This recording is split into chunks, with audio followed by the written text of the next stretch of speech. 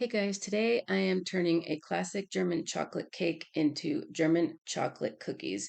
You want to start off by turning your oven to 350, and in a bowl or a stand mixer, you want to cream your butter, brown sugar, and granulated sugar on medium-high speed until well combined and smooth. It took me a minute to get there, and as you can see, I'm using my spatula to kind of cream the butter and sugars together because it was still a little lumpy. My butter wasn't quite room temperature, so I had to do that. And if your butter is not quite room temperature, you can put it in the microwave at 50% for about 10 second intervals, and that should help. But I just did not do that today, so I had to use my spatula to kind of help it along. Once it is completely creamed and smoothed together, you are going to add 1 egg and 1 egg yolk and your vanilla.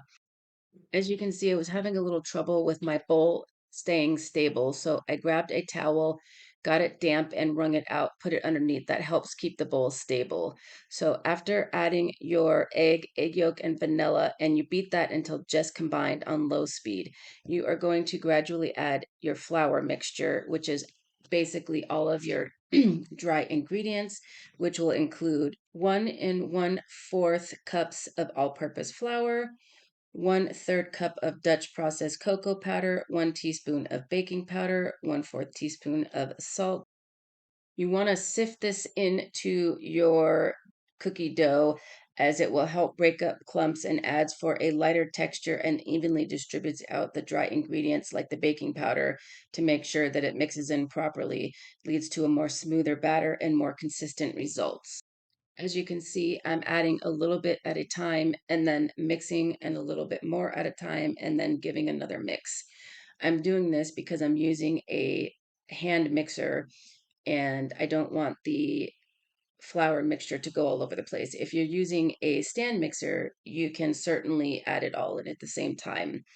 And at the very end, as you see, I use my spatula there. I did that just to combine the rest of the ingredients so that I did not over mix.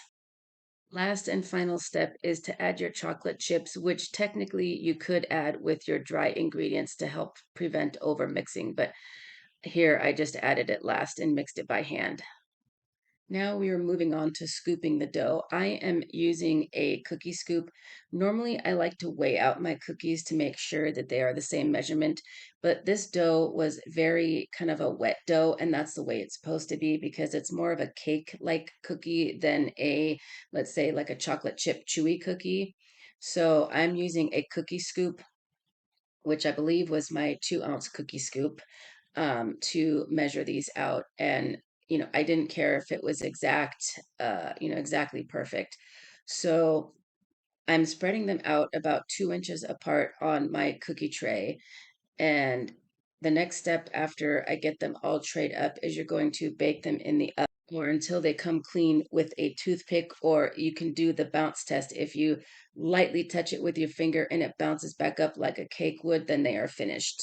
Next step we are moving on to is the topping or frosting, so to speak.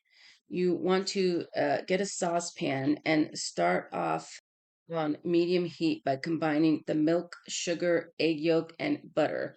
You want to cook, stirring frequently until the mixture has thickened. And you want to make sure that you are stirring constantly because you have the egg in there and you don't want the egg to cook.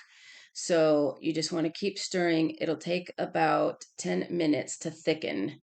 It was at this point that I remembered I wanted to toast my coconut. You do not have to toast your coconut. The recipe does not call for it. Typically, German chocolate cake does not call for toasted coconut, but I always prefer to have mine toasted. And you'll know when the frosting is done by the fact that it will coat the back of the spoon nicely. It will thicken as it cools. Once you get to this stage, turn off the heat and let it cool down for about 5 minutes or so. And then add your chopped pecans, vanilla, and your coconuts and give it a good mix. And then let it cool down completely until you're ready to frost your cookies. I transferred to another bowl and put it in the refrigerator to chill for about 20 minutes or so. And here I am putting it into a piping bag, which later I realized was not such a great idea because I didn't quite chop the pecans quite enough. I was having trouble getting them through the piping bag because I didn't cut the hole big enough. So here you can see I'm just kind of helping it out a little bit, and then I kind of keep cutting the bag to make a bigger hole. But you can either use a piping bag and chop your nuts a little smaller than I did, or you can use a spoon. I was just trying to make life a little easier for me, but in the end result, it turned out to be a little bit harder. So you do whichever way you prefer to do. It doesn't really matter as long as you just get the frosting on the cookie. That's all that matters. After you frost them, you are going to melt 2 ounces of semi-sweet chocolate. You can use dark chocolate if you want, and drizzle it over your cookies. I started using a spoon and I realized that I was making a big mess. So I ended up getting another piping bag to do this.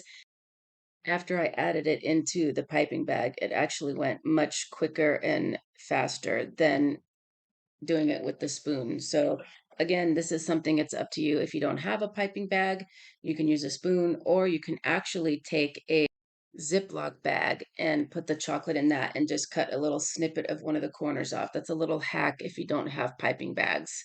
So as you can see, it went a lot faster. As I said, these cookies were absolutely delicious. So let me know if you're going to try them. Don't forget to hit the like and subscribe button and leave a cookie emoji if you made it to the end. I'll see you in the next one.